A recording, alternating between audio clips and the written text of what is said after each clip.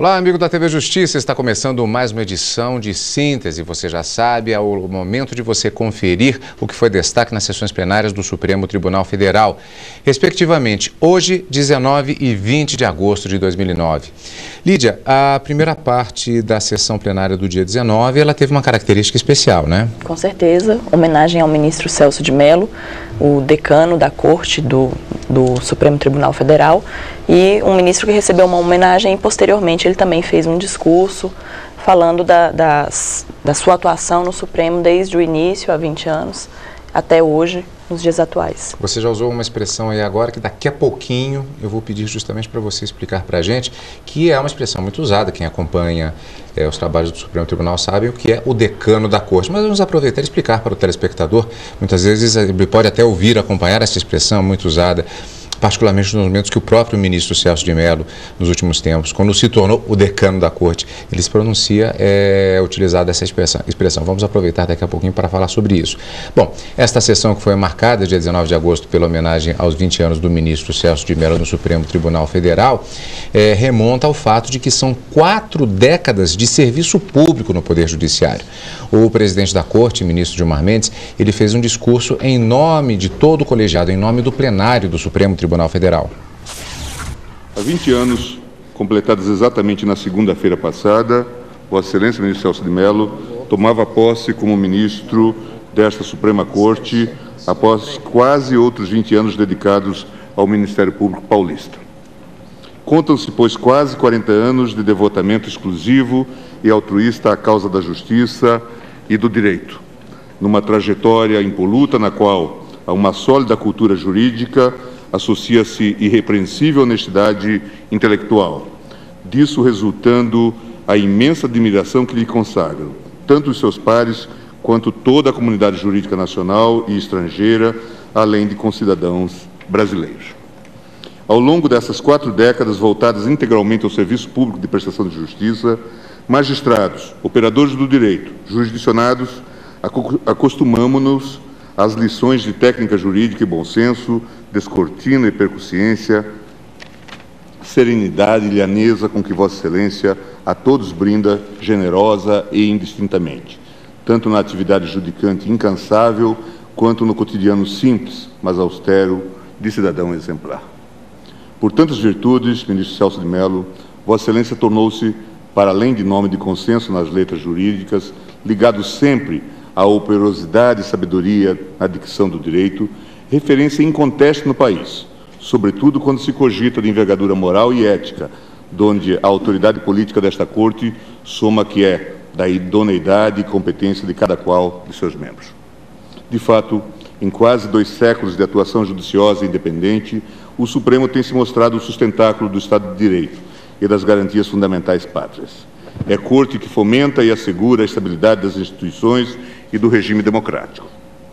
Na visão do brasileiro médio, do homem comum do povo, o Supremo vem a ser a própria representação da legalidade, da ordem institucional, representação esta de extrema importância a influenciar diretamente no dia a dia da população como um todo.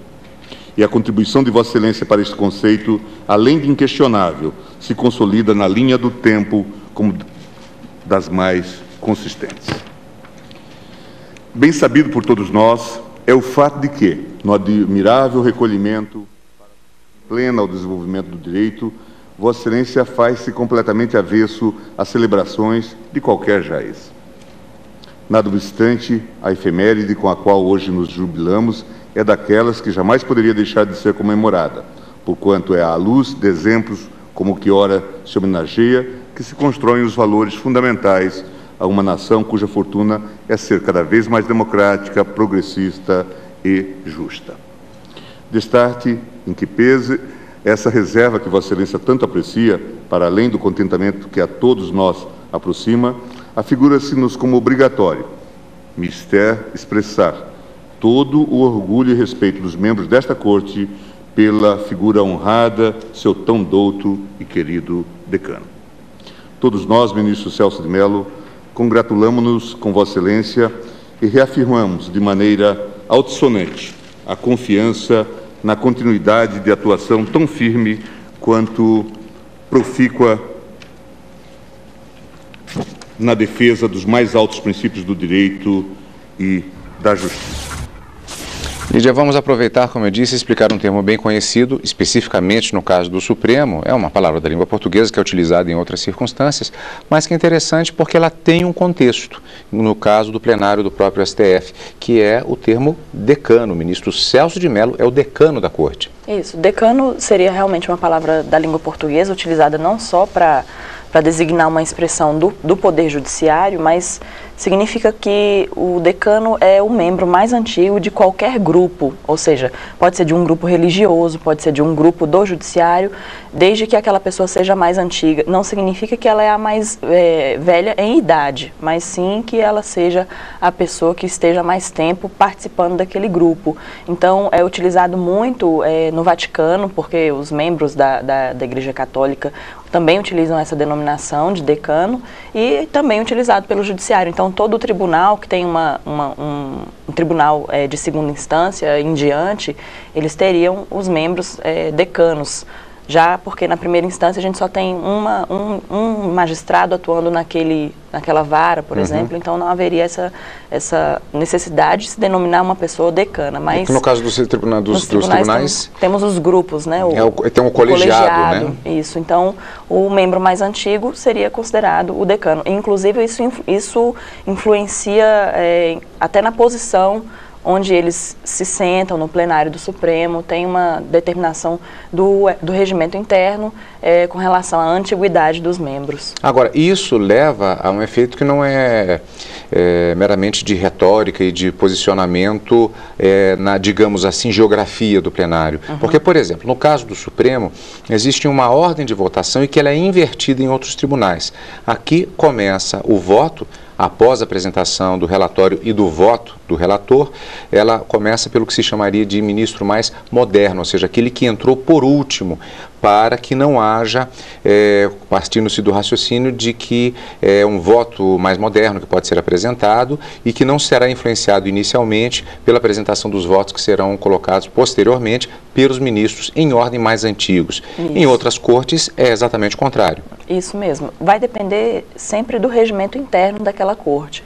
Aqui no Supremo, como você disse, a votação começa sempre do ministro mais moderno, aquele que chegou a menos tempo na corte do plenário, e depois, e justamente, é claro que isso não está escrito no regimento interno do tribunal, mas seria uma forma que o legislador, ou a elaboração do regimento foi feita justamente para que não houvesse uma influência, até porque quando o ministro é mais moderno, ele provavelmente se baseia em jurisprudência já formada pelo tribunal, e o ministro Celso de Mello, por exemplo, como já está no plenário do Supremo há 20 anos, então ele tem uma história já formada e reconhecida pelos demais ministros, inclusive os julgamentos dele, as suas decisões são utilizadas como embasamento, muitas vezes, para as decisões dos outros ministros. Então, para que não haja uma certa influência, segue-se essa ordem estipulada pelo regimento do tribunal.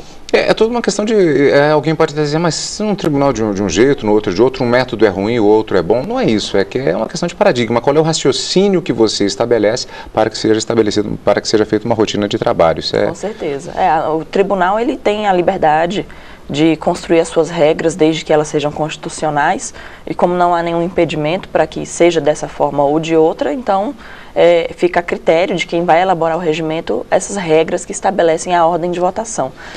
Especificamente no caso do ministro Celso de Mello, também há alguns detalhes interessantes, porque ele, como foi bastante noticiado durante a semana, ele foi primeiro colocado num concurso para o Ministério Público, que caracterizou justamente a entrada dele no Poder Judiciário, completando um período também de 4 décadas, são 40 anos, sendo que os últimos 20 na composição do Supremo Tribunal Federal. E é um ministro que tem posicionamentos muito característicos do ponto de vista de uma defesa, alguns até dizem intransigente, radical,